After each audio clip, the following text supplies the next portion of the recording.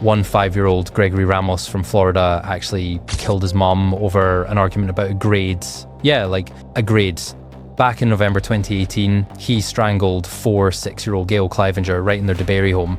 Then get this, he loaded her body into a truck and drove it to a church where he buried her under a fire pit. Developer. At first he tried to cover it up, but eventually he came clean to the police. It's whatever. Alright, I'll tell you what happened.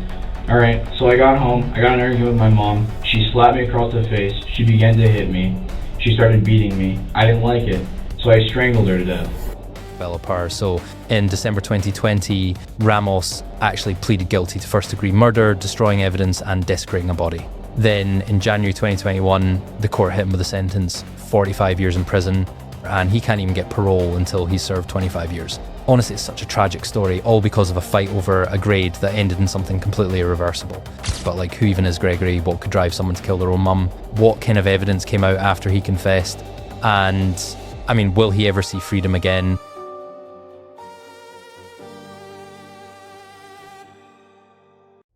Hey guys, welcome to the Jackson channel here. Every case has a face, every crime has its story. So this is my very first video and I'd love for you to drop in the comments what story you want to hear next and also what I could tweak to make watching my videos more comfy for you. Don't forget to like, subscribe, and let's get started. Now, there are already a bunch of videos on YouTube about this case, some of them over an hour long, but I decided to make my own version shorter, more structured and focused on the actual timeline of events.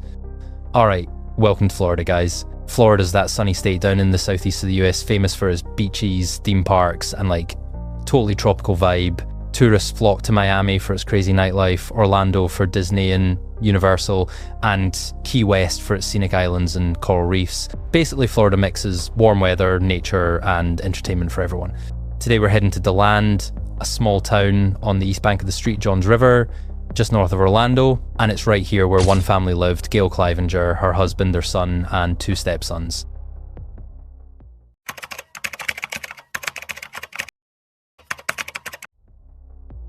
Gail Elaine Clivinger, born on July 4th, 1972, was one of 6 kids. Her parents were super strict and ran a tight ship at home.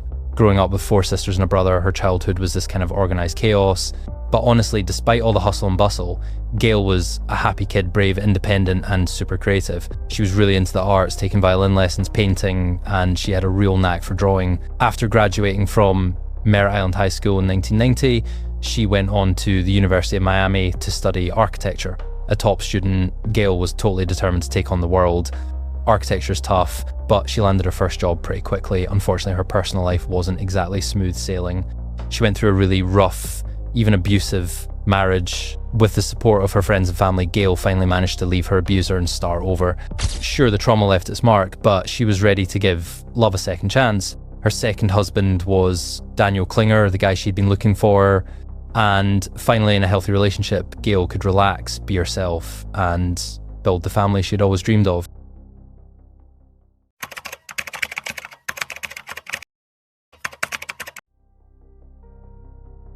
Gail lived with her husband Daniel, her son Gregory, and 2 stepsons. Professionally, things were going pretty well for Gail, but at home, she was increasingly dealing with a growing tension in her relationship with her teenage son Greg. Gregory Ramos was born in 2003. He wasn't exactly the most social kid in the neighborhood. Sure, he had friends, but he was perfectly fine being on his own. That's why Gail tried to get him involved in things like the Boy Scouts and karate from an early age, hoping it would help him grow both physically and socially. She was such a hands-on mom that she even joined in on his extracurriculars, for spending hours with the scout troop, and even signing up for the same karate classes he attended. By 2018, Greg was 15, he lived in Volusia County and went to University High School. He had a few friends, but was never one of the popular kids. Classmates described him as, well, average, nothing that really stood out, good or bad. For a school project, he made a video meant to introduce freshmen to the school. In it, he seemed energetic, but kind of awkward. Sometimes he hung out with friends outside of school, but mostly he preferred being alone in his room or at his computer. Over the years, he got really into video games and music. With a high-end gaming PC and a solid sound system in his room, Greg often played games and listened to music late into the night. He was also interested in law enforcement and was part of the local teen police explorer unit. Teachers said he was smart and could easily succeed. But the problem was he just lacked motivation. Gail totally got it. She knew her son was smart, but just didn't put in the effort at school. Outside of gaming and music, school seemed like the very last thing on his mind. This kind of tension between teens and their parents is honestly pretty normal. I mean, a lot of you have probably gone through something similar, but Greg and Gail just seemed unable to find common ground. Greg knew he was smart, but he absolutely hated it when his mum tried to control him. And while most of 2018 his grades were improving, by November they started slipping again. Biology seemed to be his biggest struggle. He kept getting bad grades and showed zero interest in the subject. Ironically, his inability to grasp the human body would later become a chilling detail in this story.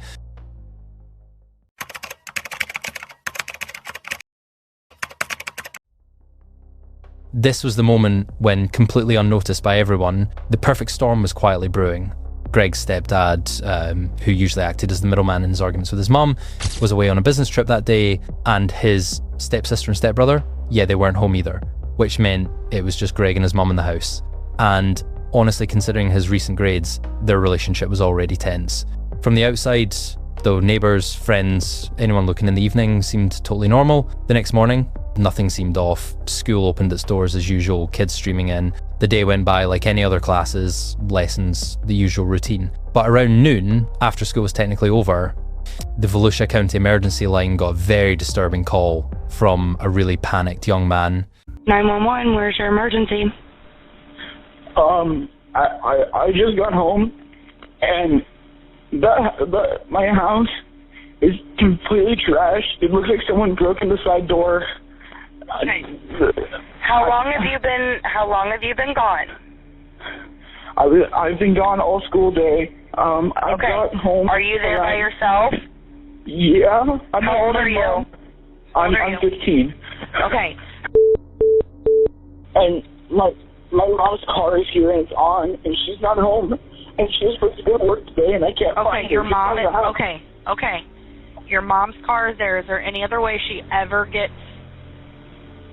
to work? Does she ever get a ride from anyone else? It's on. The car is on. It's turned on. The car is on, and you're sure she is not there? I searched the entire place. I've been here for like 8 minutes. I've been looking. I can't find her. Okay, I want you to stay on the phone with me. We are not going to disconnect until I have an officer that is with you, okay? Okay. Okay, did you see anyone leave the house? No. Okay. Stay on the phone with me. I'm making a couple of notes. Are you safe where you're at? Yeah, that doesn't sound like there's anyone here. I checked the entire house because I was looking for her, but she's not here. When the police arrived at 35 Alicante Street, they found Gregory alone, clearly shaken, scared and panicked. While the officers were questioning him, their colleagues were inspecting the house, and the signs of a break-in were impossible to miss. The doors had been ripped off their hinges, and damage was visible both inside and out. As they went through the house, the officers were shocked at what they saw. This wasn't just a burglary, the place was completely trashed, almost destroyed. Every corner of the home was in chaos, kitchen cabinets thrown open, dishes smashed across the floor. And on top of the mess, police noticed Greg's mum's car parked outside, but Gail herself was nowhere to be found. This set off alarm bells for both the officers and Greg, who seemed genuinely worried about his mum's whereabouts. Seeing how upset he was, the officers took him to the local station to calm down. Confused, distressed, and above all worried about his missing mother, Greg clearly needed parental support. Since his stepdad was away, he reached out to Ken Jones, his mentor and friend from the Police Explorers program. Soon enough, Ken arrived at the station, offering Greg comfort and guidance. Now, sitting in a room with his mentor on one side and an officer across from him, Greg was questioned. If he truly had nothing to do with the incident, you'd expect him to give the investigators as much information as possible.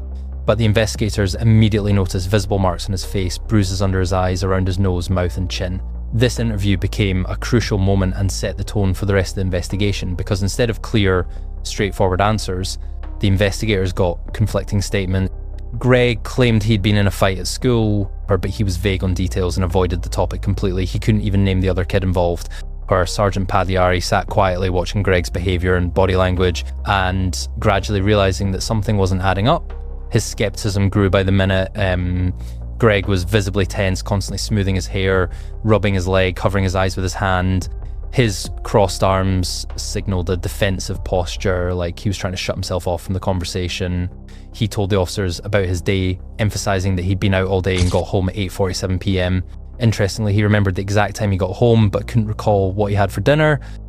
Still, he insisted the evening was just normal like any other. The conversation then shifted to his relationship with his mum Gail. Sergeant Pagliari tried to gauge their dynamic. Greg admitted they sometimes argued, but when asked directly if he could ever lay a hand on her, he confidently said, I would never do something like that. And he repeated it 3 more times, desperately trying to convince both the sergeant and his mentor that he was incapable of violence. You could tell he was trying to appear calm and safe, but the sergeant didn't buy it. Then, about an hour into the questioning, Greg suddenly snapped. What did they tell you? I'm not telling you what they told me, 'cause I don't have to tell you what they told me. You tell me what happened.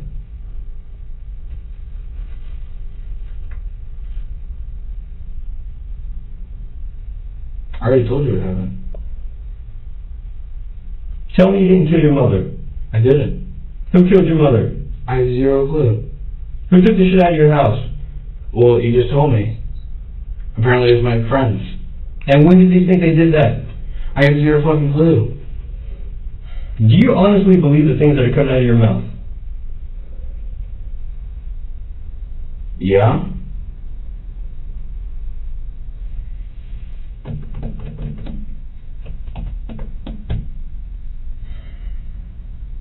So when your buddy says that you told him you killed your mother, he's lying.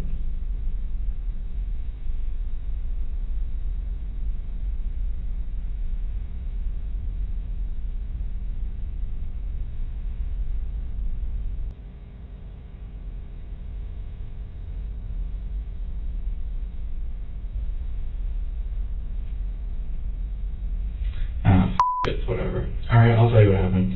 Alright, so I got home, I got an argument with my mom, she slapped me across the face, she began to hit me, she started beating me, I didn't like it, so I strangled her to death. Alright? I put her in a wheelbarrow, I put her in my car, I took the car, I had a mental breakdown where I almost committed suicide 3 times, I drove around Daytona, I dropped the wheelbarrow in some random ass location, then I drove back to the church, I began to dig a hole. I dig a hole right under the fucking fire pit. I dug a pretty deep hole, deep enough to put a volume, alright? All this time my mom's decomposing body, I dragged it from my car to the fire pit, in which case I tried to cut the wedding ring off her finger because I wanted to pawn it, but I couldn't because I didn't have a knife strong enough to cut bones. Oh well, whatever. Anyways, so I dug that hole, threw her body in there, filled it back in, made it look all nice and natural, dumped my clothes, and then I went home, and I caught a ride to school with my friends, and yeah. And yeah. What about the part that you staged a crime scene? Oh yeah, I forgot about that part. Oh, so in the middle of the night I realized that, hey, my mom just up and disappears. That's not going to make any sense. So I decided to make it look like a botched robbery. So I just went to my house and I just threw shit everywhere. Which looked pretty convincing. And yeah. This sudden shift from stone cold calm to over explaining every little detail might seem strange. Once Greg realized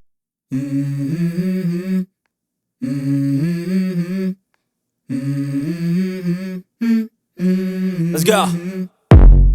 I wake up to a little bit of drool on my pillow, feel like it's gonna be a bad day. Yeah, I'm tired of shit, and the coffee ain't hit yet, damn, ain't that great. I don't wanna go to work, cause my boss is a jerk, and I'm not even that paid. I need a change in my life, cause I don't feel alive, and there's nothing that makes me happy. Hold my beer for a minute, I'm about to quit my job, cash in for a ticket. I'm going on a trip and I don't plan to visit. I'm gonna stay there till I feel like I'm winning, and this is just the beginning. I need a big change, help me feel like living. I need a big swing, home runs I'm hitting, and I'll never look back, moving on till I get it all. And we all got dreams, we all want things, but what you gonna do for it? How you gonna move for it? What you gonna be? And do you believe You can do anything, but what you gonna do for it? How you gonna move for it? What you gonna be?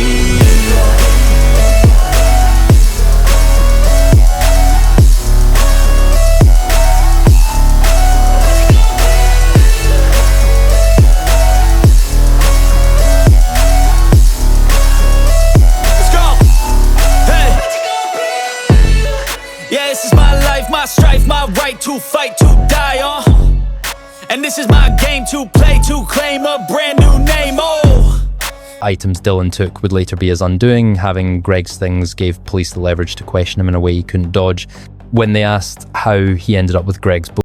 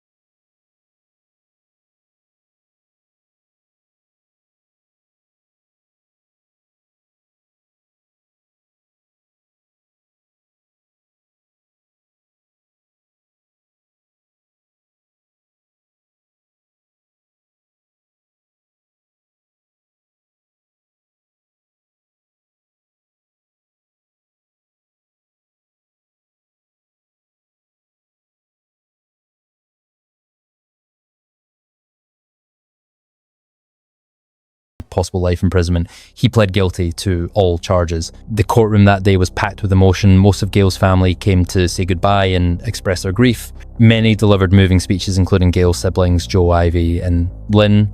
Her eldest sister, Lynn, spoke about the unbearable pain of losing a loved one, especially when the death comes at the hands of a family member. I'm mourning not just one person, but two. The world is less deep, less bright, less real because Gail is gone. When it was Greg's turn to speak, he apologized to the family and acknowledged how much his actions had changed their lives.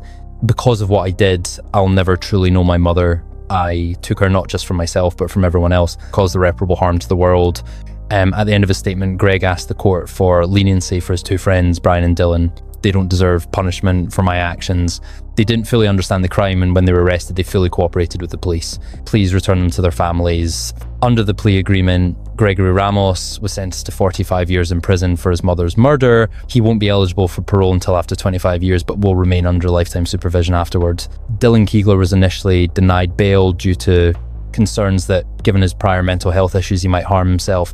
He spent the next 309 days in custody without the possibility of release. When bail was finally set at $200,000, he couldn't pay it. By the 8th of February 2021, he had spent 828 days in Volusia County Jail. He eventually pled guilty to a lesser charge, second-degree accessory after the fact. As a result, Dylan received 10 years of probation. Addressing Gail's family, he said, "I know this won't erase the pain, loss and devastation the McCulley family feels. This is a heavy burden on my conscience. I ask for your forgiveness." Seeing his genuine remorse and willingness to cooperate, Gail's family replied, "We forgive you. You deserve a better life than the one that brought you here. You're smart, you're capable, you have a future. You're not defined by what you did on the 2nd of November 2018. You're defined by what you choose to do from this day forward." As for Brian Pores, his bail was set at $100,000, which his family could pay. During the 3.5 years he waited for trial, Brian finished high school, started college, and tried to rebuild his life. On the 8th of July 2021, he appeared in court. His defense argued that in the 3 years since his arrest, Brian had proven he could live as a responsible, productive member of society. But the prosecution and Gail's family disagreed. Prosecutors demanded he serve 828 days, the same amount of time Dylan spent in custody, followed by 10 years of probation. In court, Brian admitted he had helped his friend cover up the crime, but claimed he was in shock the whole time. Relatives testified on his behalf, describing him as a good, sincere person who genuinely regretted what happened and was trying to change his life. The attorney argued that although Brian made a dumb mistake, prison didn't make sense since he was now law-abiding. However, Gail's family, while forgiving Dylan and even praising his cooperation, couldn't forgive Brian. They believed he withheld critical information about Gail's body and failed to inform police. As a result, Brian Pors received 14 years of probation, the first 364 days to be served in Volusia County Jail. He was convicted on the same charge as Dylan, second-degree accessory after the fact. When Brian's sentence was finalised, all court proceedings related to Gail Clevenger's case were finally complete, but the empty courtroom and partial sense of justice left only emptiness in the hearts of her loved ones. The family faced a long road to healing. In cases like this, it's easy to focus solely on the unthinkable actions of Gregory Ramos, but we can't forget who really matters: Gail Clevenger. Gail was intelligent, compassionate and kind, with a boundless love for those around her. Court testimony showed just how deeply she was loved. She was a daughter, a sister and a mother, a successful architect and a talented artist. Despite life's challenges, she gave so much to the world and had no idea that the life she gave would one day be taken from her. The horrific actions of Gregory Ramos left an indelible mark of pain and loss on his family, and no matter how long his sentence is, his mother will never see the sun again, walk the earth or embrace her loved ones. And that's why he should never find forgiveness within himself. To Gail's family, I sincerely wish peace, the kind of peace they truly deserve. And with that, the story of Gail Clevenger and her son Gregory Ramos comes to an end. Friends, thank you for watching my first video. Sorry for any rough edges, it's my first go at this. I hope you liked it. There are plenty more stories coming soon, so stay tuned. In the meantime, take care of yourselves, look out for each other, and of course, stay safe. This has been Jackson. Thanks, and goodbye.